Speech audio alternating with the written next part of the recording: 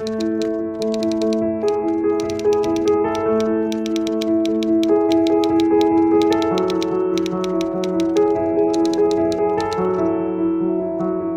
am addressing you, the youth, not because I overlook your parents, but rather because the future of your nations and your country will soon be in your hands. And I also find that the sense of quest for truth is more rigorous and attentive in your hearts.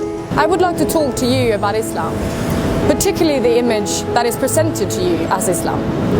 Many attempts has been made over the past 2 decades, almost as the disintegration of the Soviet Union, to place this great religion in the seat of a horrifying enemy.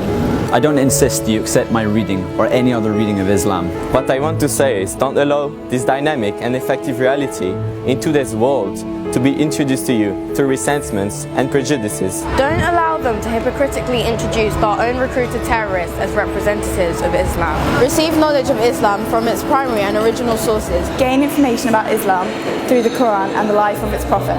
I would like to ask you whether you have directly read the Quran of the Muslims.